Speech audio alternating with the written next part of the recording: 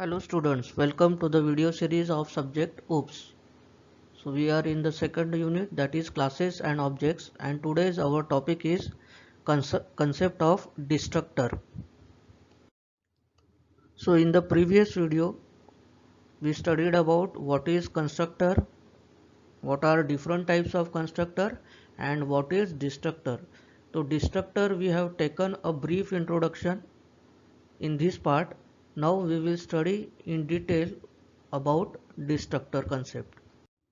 So coming to our today's topic, that is destructor. So learning outcome includes what is destructor and its sample program. So coming to the topic of destructor, what is destructor? As we have seen in the previous video, destructor is a special member function which constructs or deletes an object. यानी इसका meaning क्या हो रहा, जो constructor by default create हो रहे, memory allocate हो रही, तो उसको डी अलोकेट करने के लिए हम क्या बनाते, एक डिस्ट्रक्टर फंक्शन बनाते. तो destructor is a special member function which destructs और डिलीट्स द ऑब्जेक्ट. जो कंस्ट्रक्टर से हमने ऑब्जेक्ट क्रिएट किए, क्लास के जो भी ऑब्जेक्ट हमने बनाए हैं, वो ऑब्जेक्ट्स को डिलीट करने के लिए एक स्पेशल फंक्शन है. वो क्या है, वो है हमारा डिस्ट्रक्टर. बनाने के लिए, कंस्ट्रक्ट करने के लिए कंस्ट्रक्टर और डिलीट करने के लिए destructor. Destructors have the same name as the class name and is preceded by a tilde sign. Destructor का नाम जैसे कंस्ट्रक्टर में हमने पढ़े, कंस्ट्रक्टर का नाम सेम रहेगा जो क्लास का नाम रहेगा. सिमिलरली डिस्ट्रक्टर का भी नाम सेम रहेगा एज द क्लास नेम. पर फिर उसको आइडेंटिफाई कैसे करेंगे कि कौन सा कंस्ट्रक्टर है और कौन सा डिस्ट्रक्टर है, तो वो किसके थ्रू करेंगे हम, with the help of tilde sign. ये जो टिल्ड साइन हम वो फंक्शन के सामने ऐड करेंगे. ठीक है, तो कंस्ट्रक्टर और डिस्ट्रक्टर में क्लास, उनके नाम कैसे रहेंगे, same as the class name, but destructor will be preceded by a tilde sign. Destructor don't take any argument and don't return anything. Destructor basically क्या कर रहा है, मेमोरी को डी अलोकेट कर रहा, जिसके थ्रू हमने ऑब्जेक्ट क्रिएट कर रहे थे, मेमोरी को फ्री कर रहा. तो it doesn't take any argument, कोई भी आर्ग्यूमेंट पास नहीं होगा डिस्ट्रक्टर को, और it doesn't return any value. It can be defined only once in a class, यानी एक पूरे क्लास के अंदर, या सिंपल अगर हमने एक ही क्लास बनाया है C++ प्रोग्राम में, एम्प्लॉय नाम से क्लास बनाए या स्टूडेंट नाम से क्लास बनाए, तो वो पूरे प्रोग्राम में सिर्फ एक ही डिस्ट्रक्टर को हम बना सकते, मल्टीपल डिस्ट्रक्टर्स हम बना नहीं सकते. ठीक है, like constructors it is invoked automatically. Destructor को कॉल करने की जरूरत नहीं, वो ऑटोमेटिकली ही कॉल होने वाला है. Now when is a destructor called, destructor call कब होगा, destructor function is called automatically, उसको कॉल करने की जरूरत नहीं है. When the object goes out of scope, कब ऑटोमेटिकली कॉल होगा, जब वो ऑब्जेक्ट का काम पूरा खत्म हो जाएगा. तो कौन सी कंडीशन ऐसी रहेंगी, जब फंक्शन एंड हो जाएगा हमारा, या तो प्रोग्राम ही कंप्लीटली एंड हो जाएगा. A block containing local variable ends और अ डिलीट ऑपरेटर इज कॉल्ड. तो जनरली ये लास्ट जो है डिलीट ऑपरेटर, डिलीट ऑपरेटर हमने पढ़े हैं memory management operator. Delete operator क्या करेगा, जो भी ऑब्जेक्ट हमने क्रिएट किए हैं उसको डिलीट करने का काम करेगा डिलीट ऑपरेटर. ये डिलीट क्यों करते हैं अपन, क्योंकि अगर मल्टीपल ऑब्जेक्ट्स बनाए हमने एक क्लास के अंदर या एक प्रोग्राम के अंदर, समझो 100 ऑब्जेक्ट बनाए, तो 100 ऑब्जेक्ट को उतनी मेमोरी स्पेस असाइन हो रही प्रोग्राम के अंदर जब भी प्रोग्राम एग्जीक्यूट हो रहा. ठीक है, पर अभी प्रोग्राम हमने एंड कर दिए, तो वो मेमोरी स्पेस वैसे ही फिल रहने को होना, क्या वो एम्प्टी हो जाने को होना, क्योंकि उसका काम हो गया है, एग्जीक्यूशन खत्म हो गया.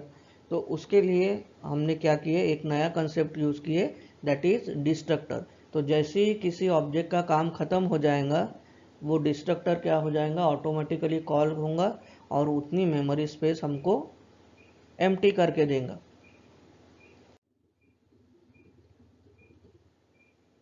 तो एक सैंपल प्रोग्राम हम ले रहे. तो देखो सैंपल प्रोग्राम में हमने क्या किए, ये तो हेडर फाइल है include iostream.h. उसके बाद क्लास बनाए एम्प्लॉय नाम से, क्लास कीवर्ड और एम्प्लॉय क्लास का नाम, तो क्लास एंड क्लास नेम। अभी इसके अंदर हमने डेटा मेंबर नहीं लिए क्योंकि हमको जस्ट शो करने का है कि डिस्ट्रक्टर किस टाइप से हमको आइडेंटिफाई करने का है और उसको लिखने का है प्रोग्राम के अंदर। तो देखो मेंबर फंक्शन लिखे है सिर्फ, तो मेंबर फंक्शन का एक्सेस स्पेसिफायर हमने क्या दिए है, पब्लिक। ये बाय डिफ़ॉल्ट पब्लिक ही रहेगा। पब्लिक का मीनिंग है इसको कोई भी एक्सेस कर सकता क्लास का मेंबर फंक्शन या उसका ऑब्जेक्ट। तो देखो यहाँ पे employee bracket open bracket close, bracket open bracket close का मीनिंग हो रहा कि ये मेंबर फंक्शन है, ठीक है। इसका नाम क्या है मेंबर फंक्शन का, एम्प्लॉय। क्लास का नाम क्या है, एम्प्लॉय, ठीक है। यानी ये कौन सा हो गया, और इसको रिटर्न टाइप भी नहीं है, यानी ये क्या हो गया हमारा कंस्ट्रक्टर, ठीक है। Class name and function name is same and it has no return type, void integer ऐसा कोई भी रिटर्न टाइप इसके आगे नहीं है। तो ये क्या हो गया हमारा कंस्ट्रक्टर।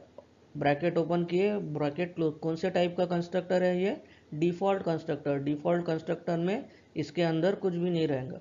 तो ये कंस्ट्रक्टर बना है, इसमें सिंपल एक सी आउट दिए, सी आउट यानी ही प्रिंट है।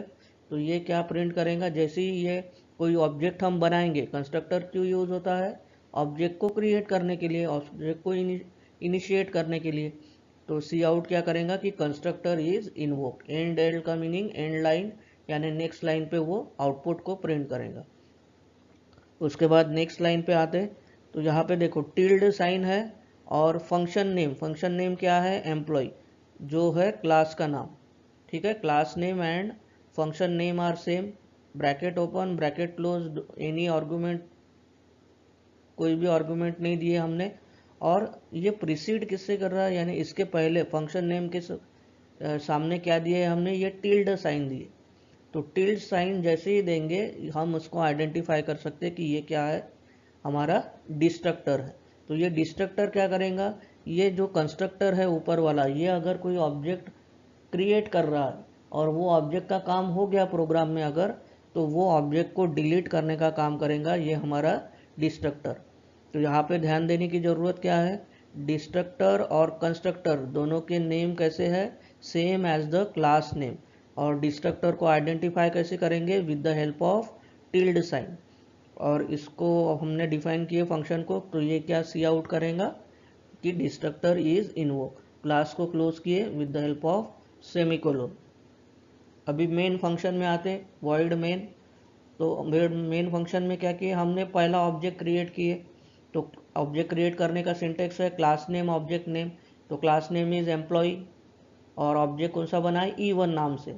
तो यहाँ पे हमने क्या किए, फर्स्ट ऑब्जेक्ट बनाए, फिर सेकंड ऑब्जेक्ट बनाए एम्प्लॉय E2। ये हम अलग अलग लाइन में भी कर सकते हैं, या तो सिंगल लाइन में एम्प्लॉय E1 कॉमा E2। तो अभी दो ऑब्जेक्ट हमने बनाए, ठीक है, क्रिएट हुए। और उसके बाद उसके ऊपर कोई ऑपरेशन हो रहा क्या, कुछ भी नहीं हो रहा।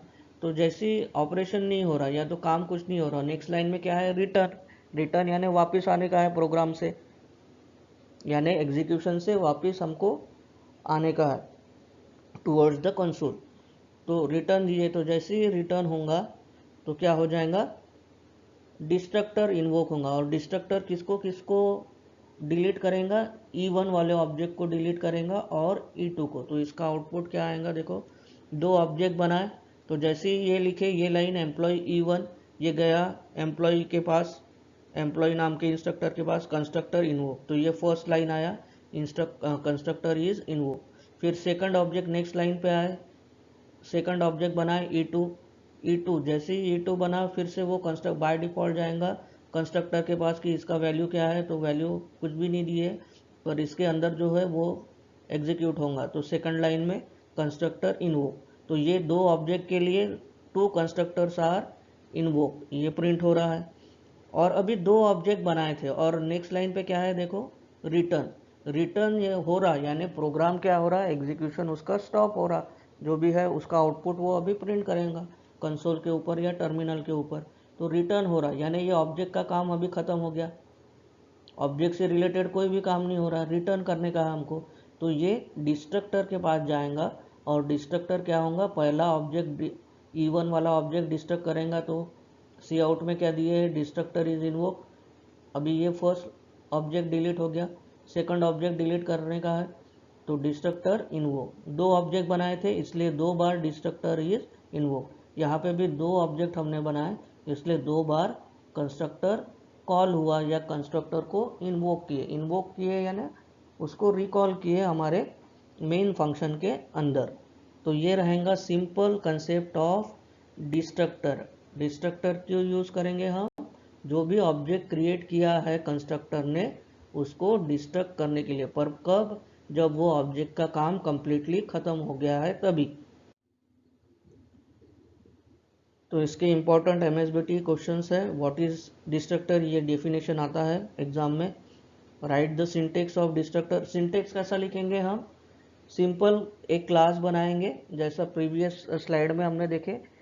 क्लास में एक टिल्ड साइन देंगे, पहले तो कंस्ट्रक्टर बनाएंगे same as the class name, और फिर डिस्ट्रक्टर, पर डिस्ट्रक्टर के सामने हमको क्या देने का है, टिल्ड साइन।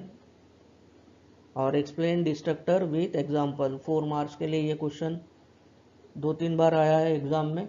विथ एग्जाम्पल अगर बोले हैं तो कोई भी क्लास कंसिडर करने का है, कोई भी अपने मन से अज्यूम करने का है, स्टूडेंट नाम से, एम्प्लॉय नाम से, जो तुम्हारे इसमें आएगा वो नाम से एक कंस्ट्रक्टर बनाने का, एक डिस्ट्रक्टर, और मेन फंक्शन में क्या लिखेंगे हम, ऑब्जेक्ट क्रिएट करेंगे और उसका आउटपुट शो करेंगे। तो वेरी सिंपल कंसेप्ट है डिस्ट्रक्टर को। इसको थोड़ा एक्सप्लेन क्यों किए हमने, क्योंकि ये अलग से एक क्वेश्चन आता है 4 मार्क्स के लिए। प्रीवियस जो कंसेप्ट था कंस्ट्रक्टर एंड डिस्ट्रक्टर में, उसमें हमने एक ही स्लाइड में उसका ब्रीफ इंट्रोडक्शन दिए थे। So what we have learned today, what is destructor and its sample program. PO mapping कौन से हो रहे हैं, PO1, PO2, PO3, PO4, PO6, PO7, 8, 9 and 10। So thanks for watching the video lecture. Next हम पढ़ने वाले हैं unit number 3, that is introduction to inheritance. Very important concept है ये यूनिट। अगर हमको जम गया सेकंड और थर्ड यूनिट तो हमारा ऊप्स का पेपर आराम से क्लियर हो जाता है, 50 मार्क्स से अबव हम स्कोर कर सकते। तो मेन तो हमारा सेकंड यूनिट ही है, क्लास एंड ऑब्जेक्ट वाला। उसके कंसेप्ट अगर हमको क्लियर है तो इनहेरिटेंस उससे भी ज़्यादा इजी है, उसमें सिर्फ मल्टीपल क्लासेस हमको क्रिएट करने का है।